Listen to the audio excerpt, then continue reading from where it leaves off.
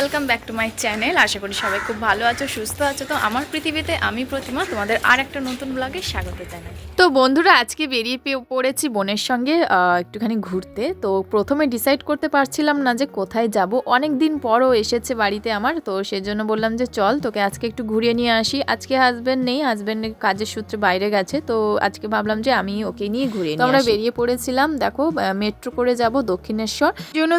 স্টেশনে ঢুকে গেছি, টিকিট কেটে মেট্রোর অপেক্ষা করছিলাম। তো আস্তে আস্তে দেখলাম যে একদম আস্তে আস্তে আমরা মেট্রোটা পেয়ে গেছি সঙ্গে সঙ্গে। তো সেই জন্য আর লেট করলাম না, চলে গেলাম মেট্রোর মধ্যে। আর সকালবেলা অফিস টাইম ছিল, তাও একটুখানি ফাঁকা ছিল, তো ফাঁকার মধ্যে আমরা জায়গাও পেয়ে গেছিলাম বসার জন্য।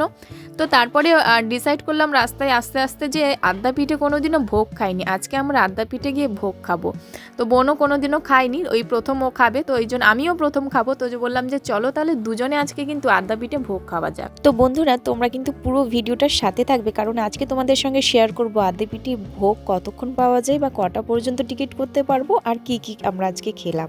তো বেসিক্যালি আমরা তাড়াহুড়ো করে এসেছিলাম যে 11টার মধ্যে টিকিট করতে হবে, কিন্তু এসে দেখলাম যে এখানে 12টা 12:30 পর্যন্ত টিকিট পাওয়া যায় আর 60 টাকা করে টিকিটের মূল্য ছিল। তো দেখো আমরা টিকিট কেটে কিন্তু ঢুকে পড়েছিলাম খাওয়া দাওয়া করতে। তো আমরা এসে গেছিলাম প্রায় তখন 12টা বাজে, তাড়াহুড়ো করে এলেও কিন্তু টাইমে ঢুকে গেছিলাম।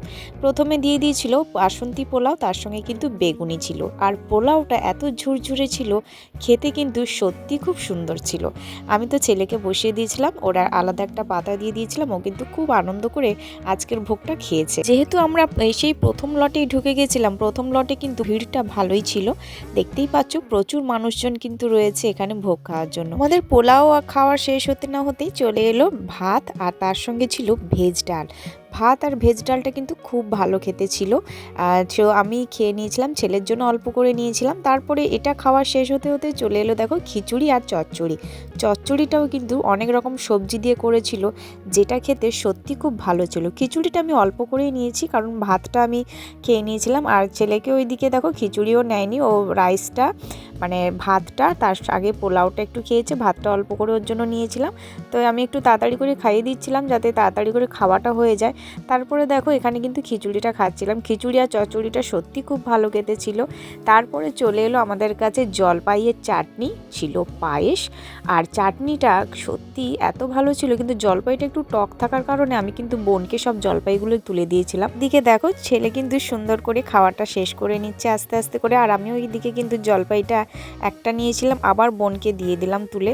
তো জলপাইটা একটু টক থাকার কারণে আমি জলপাইটা অ্যাভয়েড করি, ঝোলটা খেয়ে নিই। তো এইদিকে পায়েসও খেয়ে নিলাম, আর তারপরে আমাদের কিন্তু খাওয়াটা প্রায় শেষের দিকে হয়ে এলো।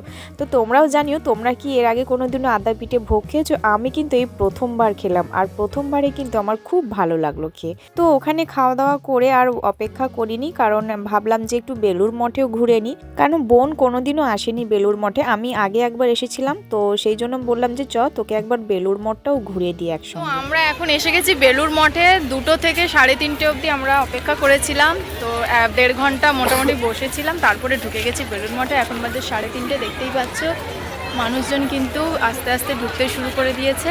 তো চলো তোমরাও কিন্তু পুরো ভিডিওটা দেখতে থাকো। তো বন্ধুরা, আজ যেটা তোমাদের সঙ্গে শেয়ার করব ভাবছিলাম যে লাস্ট টাইম যখন এসেছিলাম বেলুড় মঠে, মানে থেকে প্রায় 5-6 বছর আগে, তখন কিন্তু বেলুড় মঠের মন্দিরটাই আমরা ঢুকতে পারিনি, যেখানে আমাদের রামকৃষ্ণ ঠাকুরের মূর্তিটা রয়েছে, কারণ প্রচণ্ড ভিড় ছিল আর একদম 12টার মধ্যে বন্ধ করে দিয়েছিল। তো আমরা সেই সময় ভোগ খেতে এসেছিলাম, বসে ভোগ খাওয়া ছিল, তো সেই ভোগ খাওয়ার জন্য আর দর্শন করা হয়নি। কিন্তু আজকে কিন্তু মন শান্তি করে আমরা দর্শন করলাম। দর্শন করে এইদিকে দেখো গঙ্গার ধার এসেছিলাম, এখানে কি বেগুনের চারা দেখছি, মানে সবজির চারা লাগানো, ছোট ছোট গাছ হয়েছে।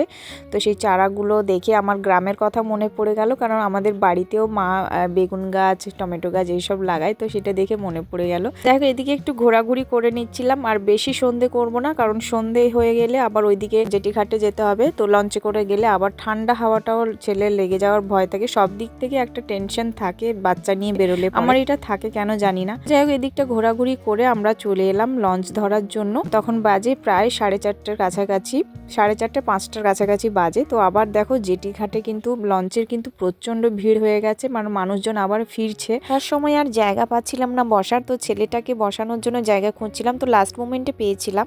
তো বন্ধুরা, আজকের ভিডিওটা এখানেই শেষ করলাম। কেমন লাগলো অবশ্যই একটা কমেন্ট করে জানিও। দেখা হচ্ছে আবার নতুন ভিডিওতে।